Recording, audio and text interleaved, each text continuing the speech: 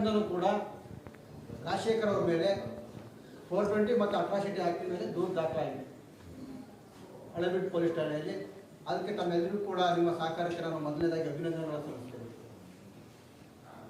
ಈಗ ಅವ್ರ ಮೇಲೆ ದೂರು ದಾಖಲಾಗಿ ಅಟ್ರಾಸಿಟಿ ಆಕ್ಟು 506 420 ಈಗ APC ಸೆಕ್ಷನ್ಗಳು ಅವ್ರ ಮೇಲೆ ದೂರು ದಾಖಲಾಗಿದೆ.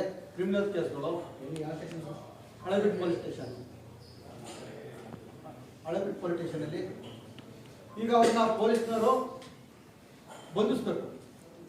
ಬಂಧಿಸಬೇಕಾದಂಥ ಪೊಲೀಸ್ನವರು ದುರಂತ ಅಂದರೆ ಮೊನ್ನೆ ನಡೆದಂಥ ಗಣರಾಜ್ಯ 75ನೇ ವರ್ಷದ ಗಣರಾಜ್ಯೋತ್ಸವ ದಿನಾಚರಣೆ ಏನು ವೇದಿಕೆ ಮೇಲೆ ನಮ್ಮ ಮಾನ್ಯ ಜಿಲ್ಲಾ ಉಸ್ತುವಾರಿ ಸಚಿವರು ಬಂದಿದ್ದರು.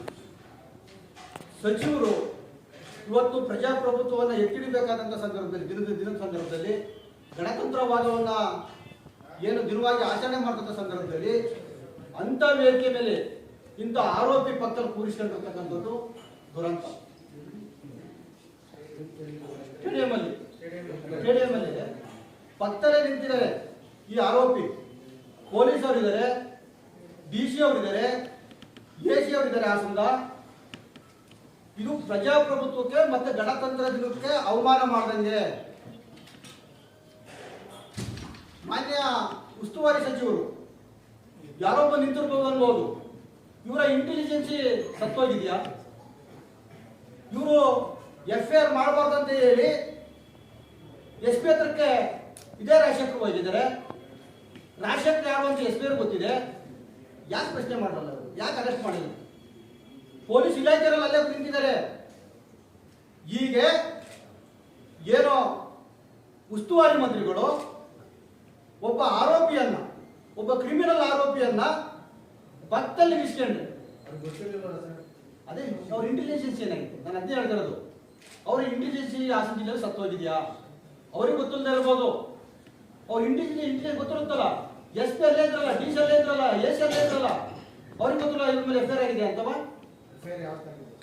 ಆಗಿ ಎಲ್ಲ ಅಲ್ಲಿಗೆ 3-4 ದಿವಸ ಆಗಿದೆ. ಅವತ್ತು ಬೆಳಗ್ಗೆ FIR ಆಗಿದೆ ಸರ್. ಪ್ರೆಸ್ ಮೀಟ್ ಮಾಡಿದ ನೈಟು FIR ಆಗಿದೆ. ಇವತ್ತಿನ ದಿವಸ ನಾನು ಪ್ರೆಸ್ ಮೀಟ್ ಮಾಡಿತ್ತು. ನೈಟು ರಾತ್ರಿ 11-12 ಗಂಟೆಗೆ ಇವತ್ತಿನ 8 ದಿನ ಆಗಿದೆ. 26ರಲ್ಲಿ ಗಣರಾಜ್ಯೋತ್ಸವ, ಅಲ್ಲಿಗೆ 3-4 ದಿವಸ ಆಗಿದೆ FIR. ಈಗ ನಾವೇ ಹೇಳ್ಬೋದು ನನಗೆ ಗೊತ್ತಿಲ್ಲ ಅಂತ. ಇಂಟೆಲಿಜೆನ್ಸ್ ರಿಪೋರ್ಟ್ ಇರುತ್ತೆ ಸರ್. ಅದು ಗಣರಾಜ್ಯೋತ್ಸವ ದಿವಸ ಇದು ಅವಮಾನ ಅಲ್ವಾ? ಉಸ್ತುವಾರಿ ಮಂತ್ರಿ ಮತ್ತೆ ಈ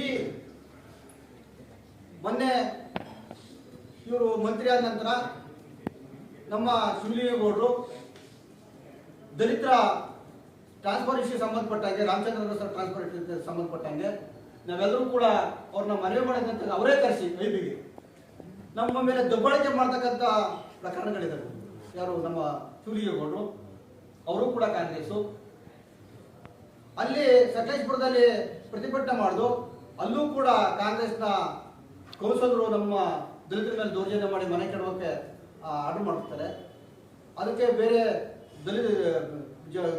ಏನೋ ಕಾಂಗ್ರೆಸ್ನ ಜನಪ್ರತಿನಿಧಿಗಳು ಕೂಡ ಸಪೋರ್ಟ್ ಮಾಡ್ತಾರೆ.